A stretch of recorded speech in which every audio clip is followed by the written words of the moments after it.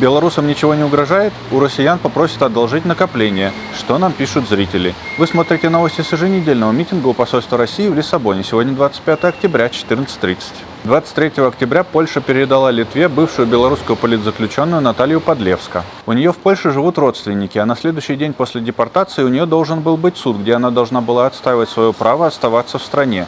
Причиной стало Дублинское соглашение. Вчера ночью от знакомой из Беларуси, которая живет здесь, пришли тревожные новости, что ей предписано покинуть Португалию в течение 20 дней. Она предоставила АЙМА доказательства, что она опасается преследований в Беларуси. Вероятно, они показались им недостаточными. Напомню историю Романа Протасевича, одного из администраторов телеграм-канала Нехта, бывшего одним из основных источников информации о протестах 2020 года в Беларуси, а также где они выкладывали планы для протестующих. Лукашенко, проигравший выборы коалиции во главе со Светланой Тихановской, посадил пролетавший над Беларусью самолет, в котором Роман летел из Афин в Вильнюс. Что с ним делали, можно представить, прочитав ужасающие истории из СИЗО Окрестина, через которые прошли многие протестующие.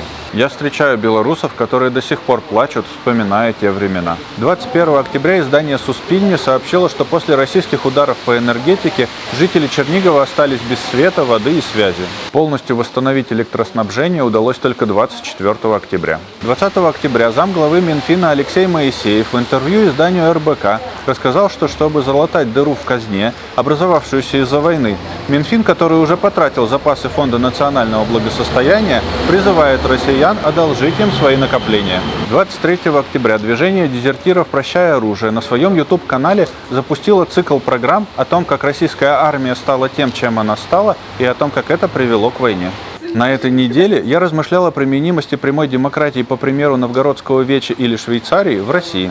Кажется, что если проводить по каждому вопросу референдум в мобильном приложении, это может сработать. Что вы думаете по этому вопросу, пишите в комментариях и присоединяйтесь к нашему анонимному дискуссионному клубу. Александра Кравченко в комментарии в нашем фейсбуке пишет: «Вы предатели России». Я считаю главным предателем России Путина. Он, имея огромные ресурсы, выгодные контракты на их продажу, образованное население и огромную инфраструктуру, оставшуюся от Советского Союза, он довел население до нищеты и теперь покупает жизни тех, кто не видит просвета в череде выплат по кредитам и инфляции, чтобы вести преступную захватническую войну. Под лозунгами защиты русских он их убивает и продает страну за бесценок таким же узурпаторам власти за иллюзию поддержки в войне. Россия не их собственность. Если вы хотите, чтобы изменения в России произошли, делайте свой вклад.